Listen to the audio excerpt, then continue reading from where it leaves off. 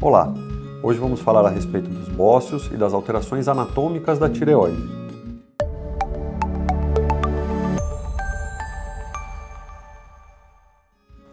Meu nome é Arthur Vicentini, sou cirurgião de cabeça e pescoço e nós cuidamos com muita frequência de pacientes com alterações da glândula tireoide. A glândula tireoide, como a gente já disse aqui no canal e é bastante conhecido, é uma glândula endócrina, ou seja, ela produz uma série de hormônios e fica localizada bem na região central do pescoço, na transição aí da linha média para baixo, né?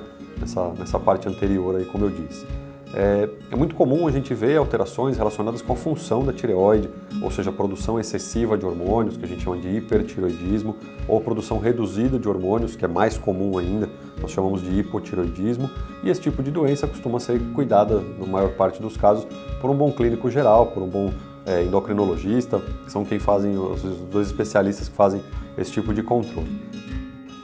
Do ponto de vista anatômico, podem surgir diversas alterações da tireoide, dessa glândula, que levam a preocupações, que levam a situações em que o paciente precisa ser avaliado, não só pelos dois especialistas que eu acabei de citar, mas também por um cirurgião de cabeça e pescoço para se tomar uma decisão, se a gente precisa ou não fazer um tratamento cirúrgico, ou fazer só um acompanhamento, ou algum outro tratamento menos invasivo, quando possível. O surgimento de alterações anatômicas da tireoide, uma delas conhecida como bócio, nada mais é do que o aumento do volume da tireoide. Então, quando a tireoide começa a crescer muito de tamanho, quando ela começa a aumentar de volume, e nós chamamos isso de bócio. Ele pode estar relacionado com o surgimento de nódulos, ou um nódulo grande, ou vários nódulos que vão se grudando, se fazendo um conglomerado, ou mesmo nódulos separados que vão fazendo com que o volume fique aumentado.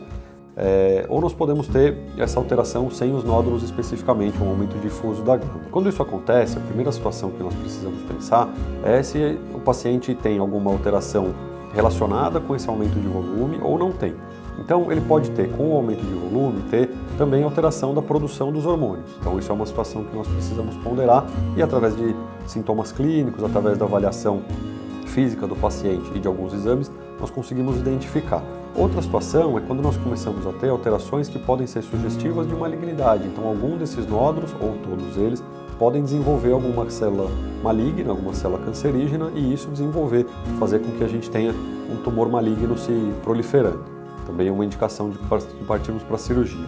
E, por fim, vale a pena a gente ressaltar, quando o paciente começa a ter sintomas que a gente chama de sintomas compressivos, né? Quando o nódulo começa a crescer tanto, começa a dificultar o funcionamento de outras estruturas do pescoço que estão bastante próximas, que a gente chama, por exemplo, do trato aerodigestivo alto. Né? Então, começa a comprimir o trato respiratório, o paciente tem dificuldade para respirar, começa a comprimir o trato aéreo, o paciente tem dificuldade para falar, né? A passagem do ar aí acaba sendo interferida, ou quando o paciente tem alguma dificuldade para engolir. Então, principalmente quando começa a crescer demais algum nódulo, ele é um pouquinho mais posterior, começa a empurrar o canal digestivo, o esôfago, o paciente tem dificuldades para comer coisas sólidas, para comer coisas com pedaços maiores. Então, isso também é bastante interessante da gente perguntar sempre e acompanhar nesses pacientes que têm nódulos tireoidianos maiores. Normalmente, o tratamento clássico para os nódulos de tireoide, para esses bócios maiores, quando tem algum sintoma desses que eu citei aqui no vídeo, é o tratamento cirúrgico. Nós partimos para essa retirada e hoje a especialidade, né, os cirurgiões de cabeça e pescoço aceitam que é preciso retirar pelo menos metade da glândula. Não se retira mais só o nódulo, coisa que fazia antigamente, hoje caiu por terra esse tipo de conduta. Nós já não fazemos mais esse tipo de caminho, então nós retiramos ou metade da glândula ou a glândula inteira, a depender da indicação da avaliação do especialista de cada caso. Existem tratamentos novos que estão sendo aventados, que estão sendo propostos ao longo do tempo.